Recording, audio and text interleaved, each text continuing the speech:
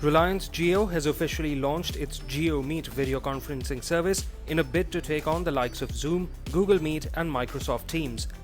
The HD conferencing app has been available for beta users for over a month now and has finally been rolled out on Google Play Store and the App Store as well as for desktop users. JioMeet offers an unlimited number of free calls to users that can last up to 24 hours and supports as many as 100 participants at once. The app interface has a striking resemblance to Zoom and offers similar features, including the ability for users to join a meeting without having to sign in. Users can simply use a meeting ID or a personal link name to join a meeting. The enterprise-grade host controls feature password protection for meetings, screen share option, a waiting room, and support for multi-device login, among others. American tech giant Intel will invest 1,894 crore rupees in Reliance Industries' Jio platforms, making it the 12th high-profile investment in the firm in less than 3 months. As per the deal, Intel will have 0.39% stake in Reliance's digital arm. The Intel deal values Jio platforms at an equity value of 4.91 lakh crore rupees and an enterprise value of 5.16 lakh crore rupees. The UK law enforcement have arrested hundreds of criminals in their biggest ever operation after infiltrating an encrypted communication service used to discuss illegal operations. UK's National Crime Agency said that the criminals used a secure mobile phone instant messaging service called EncroChat to coordinate their activities. The service offered customized Android handsets with GPS, camera and removed microphone and had a self-destruct feature that wiped the device if you entered a PIN. Some of the subjects that have been identified from this data are the top criminals, so they are linked to high harm offences, serious drugs offences and firearm offences. EncroChat has 60,000 users in 140 countries, but its servers have now been shut down.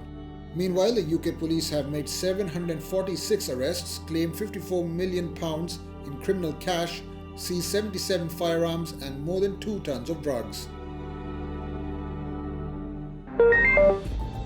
In a startling revelation, a new study by the United Nations has found that at least $10 billion worth of precious metal like gold and platinum is dumped as electronic waste every year. According to the Global E-Waste Monitor, 2019 saw a record 54 million tons of e-waste worldwide, up by 21% in 5 years. The amount of e-waste is rising 3 times faster than world population, but only 17% of it was recycled in 2019, says the report. This waste poses a threat to human health and the environment, adding to the climate crisis. The short lifespan of products and a lack of regulation is responsible for the growing waste. Most of the precious metal is just dumped or burnt.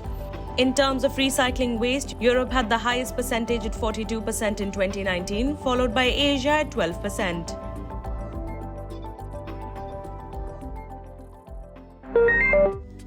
The European Commission has adopted new guidelines under which Facebook, YouTube, Twitter and other social media will, for the first time, be subject to EU broadcasting rules on hate speech and harmful content.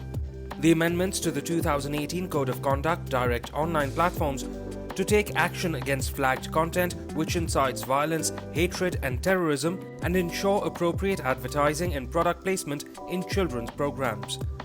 Separately, the EU also wants social media platforms to submit monthly reports on how they're handling misinformation around the COVID-19 pandemic.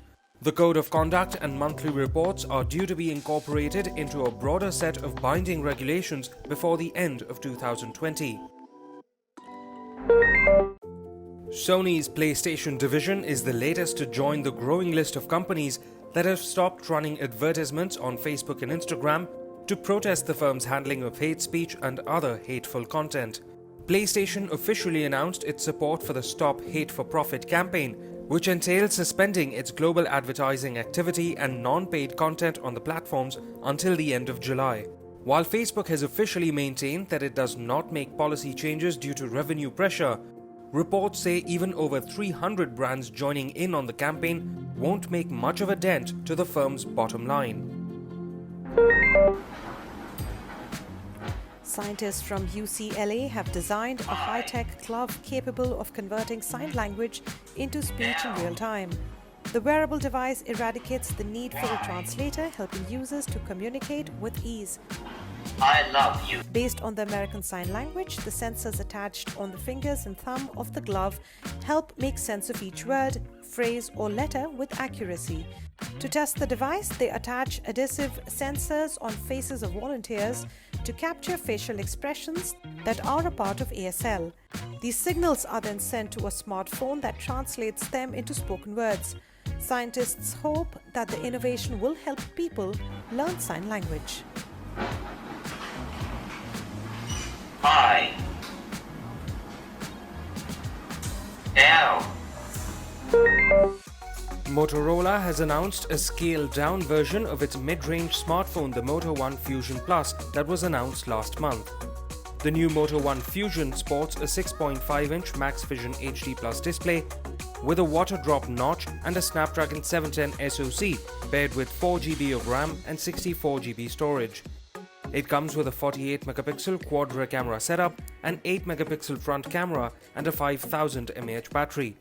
The Motorola One Fusion will be available from July 2nd across several countries in Latin America, but there's no word yet on Indian pricing or availability. As per reports, the next Moto Razr foldable smartphone has had a few specifications leaked online. Not only is the successor to the 2019 Moto Razr expected to get 5G, but will also reportedly feature a 6.2-inch flexible display, a 48-megapixel dual rear camera setup, and 256GB of onboard storage.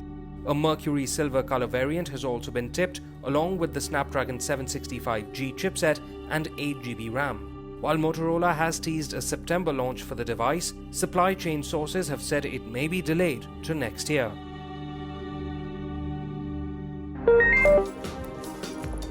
Realme announced that it has sold 25,000 units of its latest truly wireless earbuds, the Realme Buds Q, on its first flash sale in India.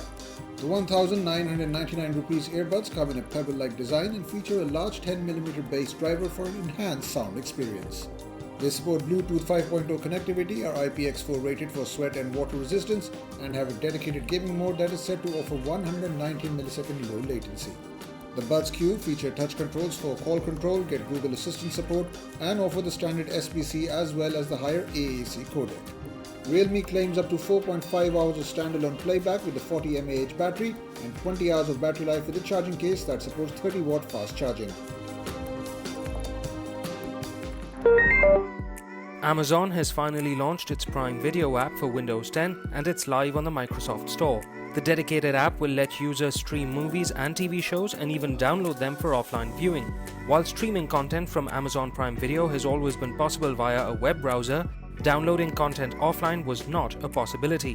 While Amazon has said content can be streamed in the best possible resolution available, reports say the quality was limited to 720p via the Windows 10 app.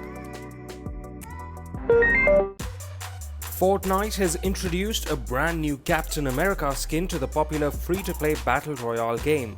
The new skin is likely in a bid to commemorate Independence Day on July 4th in the US and costs 2,000 V-Bucks at the Fortnite in-game store. The skin also gets Captain America's iconic shield, which the character wears on the back while running and uses as a pickaxe as well. There's a new fireworks emote too that costs 300 V-Bucks.